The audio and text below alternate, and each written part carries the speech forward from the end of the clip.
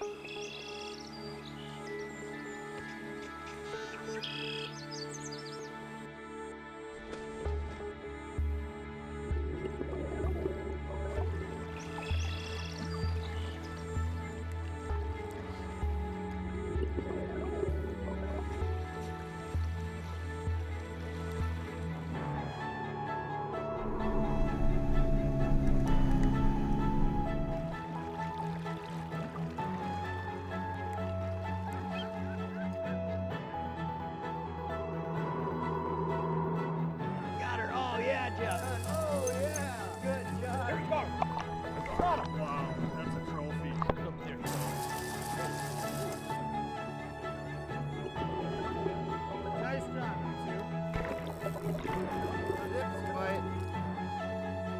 we go.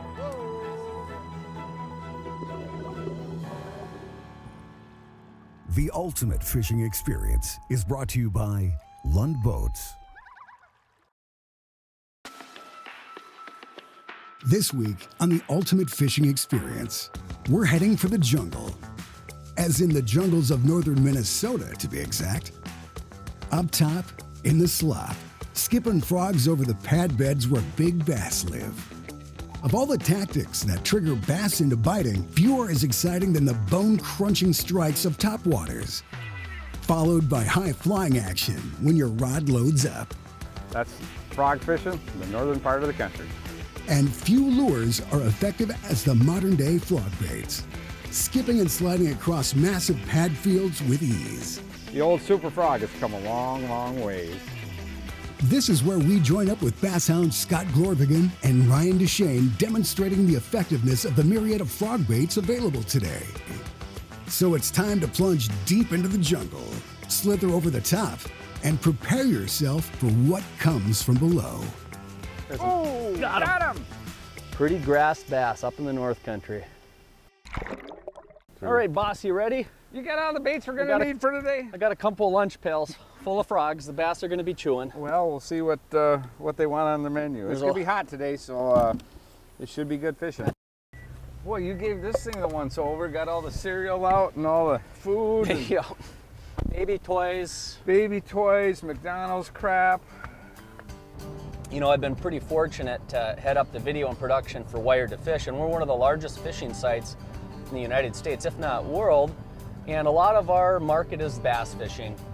And it's pretty darn neat. We have the opportunity to work with a lot of different manufacturers that have a huge variety of different lures. We do tackle reviews. We spend a ton of time in the boat with the best bass fishermen of the world. And that really introduces me to a lot of cool presentations, a lot of cool techniques, which we then go take to our home waters, which happens to be Grand Rapids, Minnesota for Scott and I. You know, and what's interesting, today we're gonna go out, we're gonna chase bass up in the slop and the rice and the lily pads, what have you. We're gonna primarily do it with frogs. And what's interesting is for many, many years, there was only one or two frogs out there in the marketplace. You had the snag-proof frog, and then you had another one that's kind of a bulbous-shaped type frog. And all of a sudden, I think it was Dean Rojas developed a new frog for Spro, and now there must be 20 frog manufacturers. It kind of was, I think, from the technology, the design technology, and the ability with softer, lifelike materials, plastics, and things like that, you're able to create, you know, lifelike frogs that really, really catch fish. They're the most efficient fishing machines that I've ever seen for cover, but they're not only limited to cover. You can fish them in a wide range of conditions, and no matter where you go in the United States, a bass fisherman, a pro bass fisherman is going to have a frog tied on, and it's probably going to be a player. So we'll show a little bit today about the versatility of the frog, and we'll catch some bass. We'll get them today. Of course, you're going with me. Perfect, yeah. This is what Scotty's using today. This is more his era right here. Look at that beauty. I told him, don't worry, I got you covered, so we're gonna slip that guy back in. So if you take a look at the Lorans here, you're gonna see that the part of the country that we're in is just peppered with natural lakes. We were impacted by the glaciers anywhere from 10 to 14,000 years ago. In the county that Scott and I live, Itasca County of northern Minnesota, we have over 1,000 bodies of water, and these are all natural lakes. Natural lakes tend to be grass lakes. You got native shoreline weeds, Robust fish populations, pretty much unspoiled. So this is really bass fishing paradise. The other thing we have on the natural lakes too is a diversity of weeds on those shoreline areas. When the rice starts to stand up, it gets thicker, it's harder for those fish to get into them. So then they move out to that next layer, and that's where maybe the bulrushes are. And then from there, they may be out on the edge of the lily pads, and then you have another deep, maybe it's a cabbage weed or a coontail type weed. It really sets up well to giving fish a diversity of weed types, so then you can adjust your style of fishing based on where they're located, whether they're tight to the bank or whether they're out on the outer edge. Oh, got him! Get some fish. Boy, he came up off the outer edge there. Boy, he blew up on that. And back nice fish too. Look at that. Back to that Boy, earlier point, you got to take note on where you get hit. And that fish probably followed that frog out of the grass, or he was sitting off the edge. But there's a hollow-bodied frog for you. Boy, he inhaled that. Holy smoke. You can see how they can eat those baits. Oh, got him. Nice fish, huh? And that's the kind of quality fish that you can expect to catch pretty consistently on a frog. They are a big fish bait. This isn't a shaky head worm presentation or a small Senko. Pretty grass bass up in the North Country. Little greenies. Ryan, did you waypoint that fish? Nope, thanks for reminding me.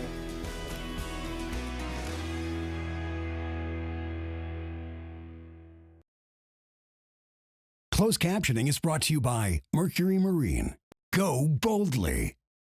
So that fish was a classic example of what you need to do with the hollow-bodied frog, and the biggest mistake that anglers that are new to this category of lure, or any topwater for that matter, make is prematurely setting the hook. Now if you look at this bait, this is a little spro here. This is a soft textured lure, and bass hold on to it just like a nice worm. They don't let it go. So if that fish comes up and bites the lure and you set the hook immediately, you're more than likely pulling that bait out of the fish's mouth. Whereas if the fish comes up and grabs it, I want its head to go back down. Now I'm driving the hook back into the fish. Give it some hesitation, and when you do set the hook, you want to crack them hard, because those are beefy hooks. And I'll show you a little trick that'll force you into giving the fish some time. So if you look at me right now, my rod is in an upright position. It's at about a 45-degree angle up toward the sky. By holding my rod tip high, if I get a blow up right now, I can't set the hook in this position. I have to reel down and set the hook, and that amount of time right there, that's enough. That's enough, and then I can jack them.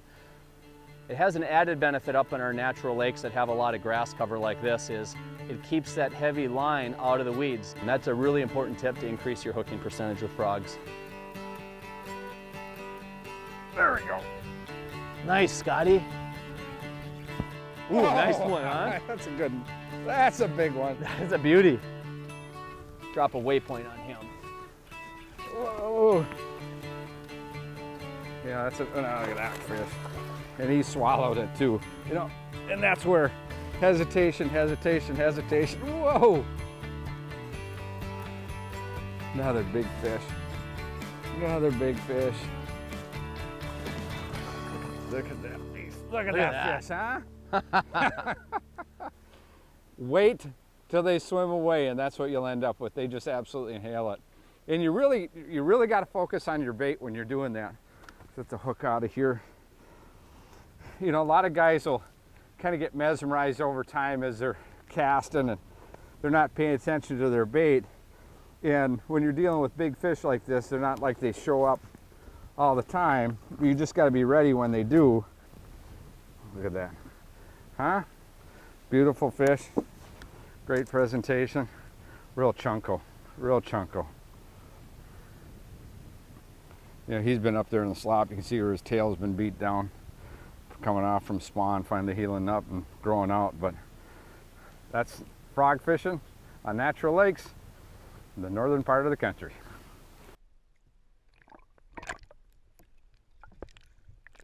You know, this frog fishing is a lot of fun, but looking back on time, I remember, and I'm going to grab it here, this was about the only option we had was the super frog. It came in a brown pattern and it came in a green pattern. Today's frogs, They come in all shapes, sizes, colors, textures, what have you, and I'll have Ryan go through all the different frog styles that we like to use when we're out there fishing. So the old Super Frog has come a long, long ways.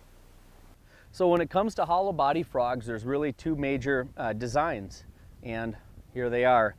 You have popping models, and that's just like your standard popping topwater that has a cupped face and makes a spitting and popping disturbance on the water surface. And then you have just standard pointed nose ones that kind of slither and slide through cover a little bit better. As I mentioned, popping frogs, man, these things have really come on the scene in a big way.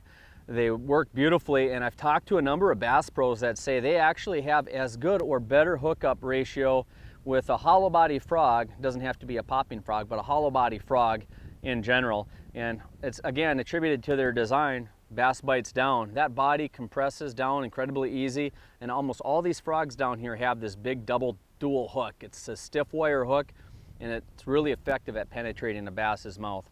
The beauty of this bait too is it walks the dog like a champ. It's really easy to throw some slack and do what you would do with any standard style walking bait. I tend to fish the cone face frogs when I'm in and around heavy cover. They do work better through cover, but if I'm fishing more sparse vegetation or even rock, riprap, whatever, I'll oftentimes opt for that cup face. This little puppy here, this is a Spro gliding frog, and you can see the silicone skirts or silicone tails, whatever you want to call them. They're in line with each other, and naturally they're shorter. This bait walks the dog like a champ, and you can see it's got a little bit different shape here. It's almost like a knife blade, but it really slithers through the heavy cover. And when you're fishing wild rice, I actually prefer this frog over anything else because I can just pull it through almost effortlessly. It'll come through anything. And then I have a wide variety of other frogs here on the deck. There's one frog that I want to point out because it's actually not a frog, but it's a hollow body sunfish. And Live Target came out with this. It was an ICAST winner in 2015. This is a bluegill or a pumpkin seed. And when you're fishing up in this cover, wherever you're at in the country, there's usually bluegill or brim present. And it's been a really effective bait in the bass marketplace. So black, white, and bluegill, and you really can't go wrong. Hey Ryan, throw it back over where my frog was. I had a big swirl on it. Behind it? Yeah, right behind it. Here, let me throw that back in there. This is a conversion bait if they're not biting the frog. It's good to have a jig or a worm, and I'll get right back there. Okay. Ooh. Bite? Ooh, there we go. Got him. Got him? Yeah, up off that point. Nice fish. I gotta get him up out of this cover. Watch your line. I think it might be over here. Let me get over there. Yeah. That's Got the him? deal, you know, when you're fishing around this heavy cover like that, you need some stout equipment. Whether you're frogging or with a flipping and pitching rig, basically I consider these rods to be one and the same. Wow, he's way up in there. Way up, yeah. Heavy action, or you want a heavy power rod. Ooh, that's a good one. With a really fast tip, and then a fast reel. Lets you get on fish like this. Whew. Nice bass. I got him kind of covered up here, but That's a dandy. stuck him good too. Big flipping hook. That's why you use big hooks like that. Look at that. Pretty fish. And that's why you have a follow-up lure at the ready. Scott had a little blow up. I pitched over on top of it, and boom. If you take a look at what I got rigged here, this is a classic punch rig. It's a piece of 3/4 ounce tungsten. I have a neoprene or a little rubber bobber stop here. Again, 3/4 ounce tungsten. I got a punch skirt, which is just a silicone skirt that slides freely on my main line. And then this is a flipping hook. This happens to be a Berkeley Fusion hook. This is a 5/0. Heavy cover hook, and it's just a nice throwback bait that falls quick and gets reaction strikes in a lot of these weedy lakes. One trick that most good bass frog fishermen recommend in heavy cover is a simple modification, and that is simply shortening those legs. You can see my legs there. I'm gonna go ahead and just cut that off. Now I could trim both sides, or I can leave one a little longer. By leaving one a little bit longer, that makes it easier for me to move that bait side to side. It kind of acts as a keel and throws it off center.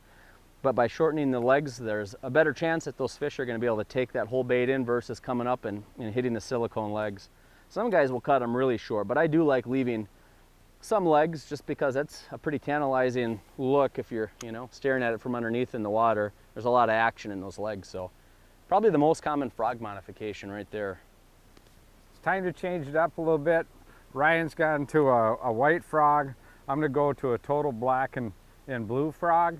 And you know, the sun's coming out, the bite's getting a little bit tougher, so I think having two very, very different contrasts of colors might get a few more fish to bite, but we'll try it.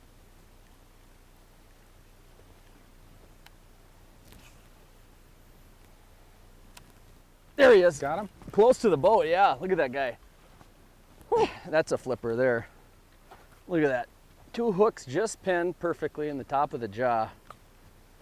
You know, and that brings a good point when you're fishing frogs in heavy cover. Not a big bass, but still a nice scrappy one. Equipment's really important. This is a fairly specialized system, being that you're just fishing in really heavy cover in the case of today. So the standard hollow body frog fishing rig consists of a heavy power rod with a fast or extra fast tip. This happens to be a 7'4". A lot of guys like to have a little flex in the tip, and that aids in casting accuracy and also just working that bait from side to side or popping it. For reel, it's all about high speed. A 7-to-1 or all the way to 8-3-to-1 is a good reel. It allows you to pick up line quickly on the long cast. If I get a blow up right now, I want to be able to quickly tighten up, and a high gear ratio reel allows me to do that. And the other thing is the size of the reel, and this often gets overlooked in bass fishing. You have 100s, 150s, 200s. This happens to be a Daiwa Type HD 200. This is their heavy duty reel, but it's a bigger spool size, so I can fit more line capacity on there.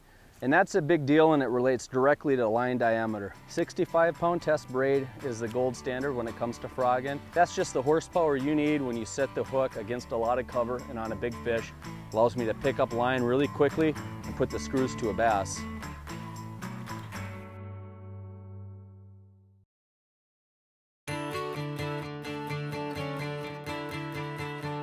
One of the ways we develop a pattern for these summertime bass is by using the GPS. When we catch a fish, what we like to do is hit a waypoint, and then as we catch fish throughout the day, we keep hitting waypoints and we'll develop a pattern. Like what we have here is we're working along this point, and you can see here with the structure scanning out to both sides, you can see the sparse weed lines coming up off the bottom. You can see a softer bottom here. We're not getting a lot of return echo.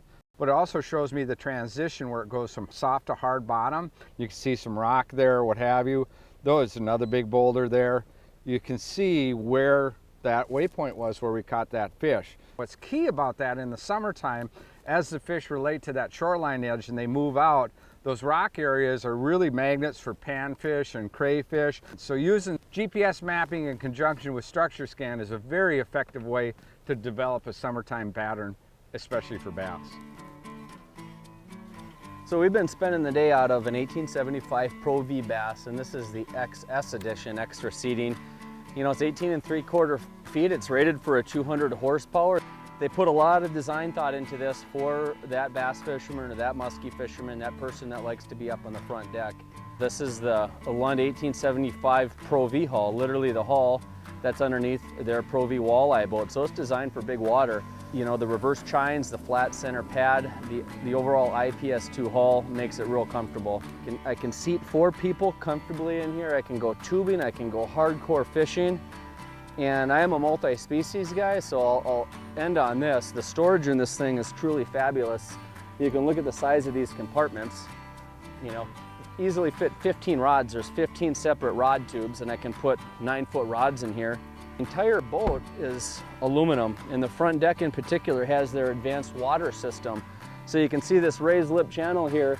If I were to spear a wave or a hard rain, literally all this water funnels down to the back of the boat and into the hull. This stuff isn't getting wet, and that's a really big deal for a fisherman.